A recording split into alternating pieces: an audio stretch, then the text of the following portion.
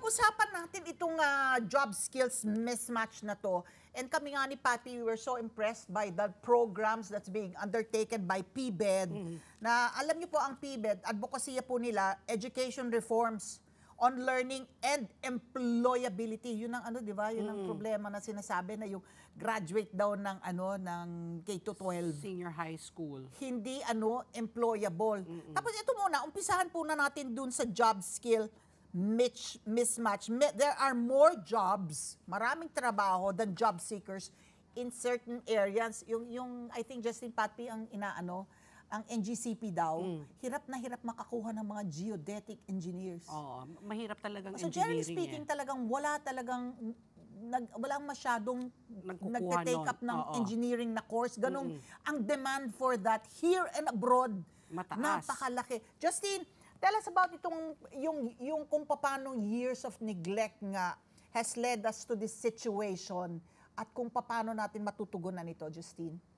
So actually, Ali and Patpi, yung job skills mismatch, may iba't ibang uri ng job skills mismatch. So one, you have yung mga jobs na available, and then wala tayong mga graduates na may technical capacity para mag-fill in ng mga jobs. Meaning yung mga kurso or yung mga programa, yung mga certificates na nakukuha nila sa TESDA, hindi naman connected sa mga jobs. And that's a signaling problem. Meaning, kulang sa signals yung industriya or yung private sector para sabihin kung ano yung mga kinakailangan na trabaho at i-prepare, gawin ng academe or education to prepare properly. Kung That's saan yung one. demand, Correct.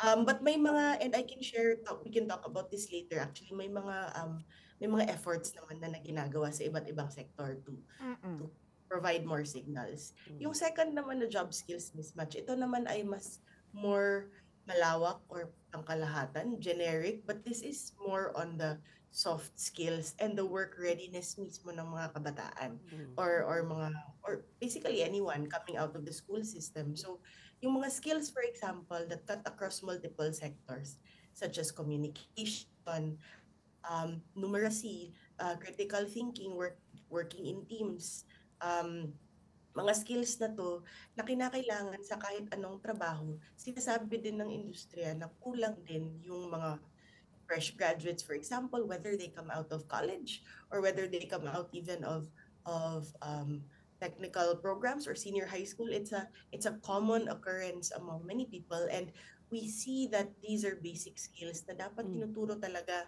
early on kahit nasa earlier grades pa yung mga bata. Okay. So pero Justin, ito yung question ko. You mentioned nga na there are not enough signals out there, no? Para ipag-alam kung ano yung mga kailangan na trabaho na mapunuan. Pero what is more important? Is it lack of communication? Kanina nga Ali was saying nga na nakakatakot na there are some sunset industries na talagang papalitan na ng tao, no? Magkakaroon na ng AI. Paano nagkakaroon ng lack of signaling? Is it nga because it is not communicated properly? Is it lack of public information dissemination? Paano nangyayari yon? Kasi kung ganun lang naman kasimple, hindi ba madaling i-address yan kung signaling ang problema and it's not the qualification? Actually, napaka-complex siya na problema, pero isa to sa mga sinusulong ng Philippine Business for Education. Una yung labor market information, meaning ang pagbibigay ng impormasyon about demand ng labor market or ng workplace. Nakikita namin to na government, industry, academe, sometimes they work in silos. By silos meaning magkakaiba yung mundo. For example, yung academe, sasabihin nila, okay, basta magtuturo kami ng ganito, magtuturo kami ng programs. But then, hindi naman minsan natatanong yung industriya na tama ba itong tinuturo namin? Or, for example, magtuturo ng isang for one sector, pero luma na pala yung technology kasi napaka fast-paced naman ng private sector or ng industry gumalaw. They also move at different paces kasi yung pagbabago ng curriculum, pagbabago ng mga programa sa education system medyo matagal, napakalawak at napakalaki ng education system natin. So pag-review pa lang it takes years. It's a cycle, whereas yung industry, yung workplace, minsan pag sinasabi, okay, mag-out tayo ng software, kailangan nyo itong matutunan in 2 months. Oo. Diba ganun ka? So Mas magkaiba mas yung pace. bilis. Oo. So Oo. it's both signaling and it's the differences in the pacing. So isa sa nakikita namin sa PBED, unang-una, kailangan talaga ng parang annual reports, for example, na kung ano ba talaga yung mga kinakailangan. And hindi lang kailangan now, but projections. Kasi yung mga nag-aaral ngayon, hindi naman sila magtatrabaho today din, di ba? They're Correct. studying so that they can work in the next 4 years kung nasa college sila. So kailangan, kung ano yung pinag-aaralan nila ngayon, will have to make sense in the next 4 years.